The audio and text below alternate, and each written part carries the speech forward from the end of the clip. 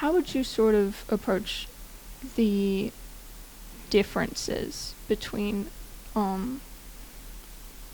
sympathizing from afar and empathizing from a place where you know from firsthand experience? So let me repeat back and see if I have it correctly. So are you referring to, as an example, someone who has a pretty blessed life, doesn't have a lot of dysfunction in their world, goes through college, gets a psychology degree, goes to grad school, becomes a psychologist, and treats people that have mental health problems, versus someone like myself who has lived through, as a child, all the way through an adult, sitting down in a group setting, peer-to-peer.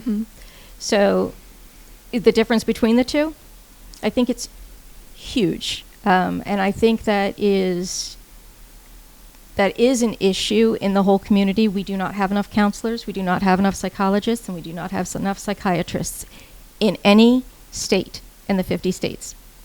In our particular jurisdiction, which is Delaware, Pennsylvania, Maryland, New Jersey, if there's a crisis, we don't even have beds open.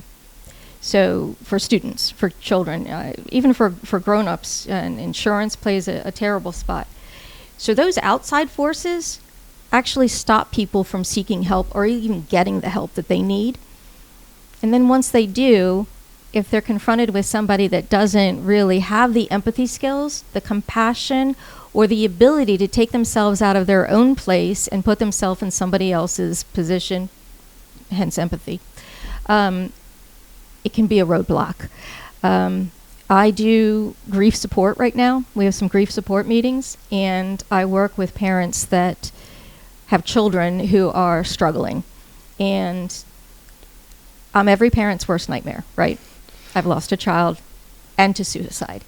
So the connection that the students had with me up front versus their own parents were great. Wonderful human beings, great parents.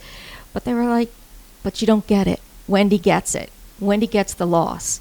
When I have the grief community, very upfront, I am not somebody with a degree behind. I have a degree, but it's in philosophy, not psychology. And but I have experience. And that opens the door for other people to feel seen and heard and understood. Subscribe to De-Stress 302 today.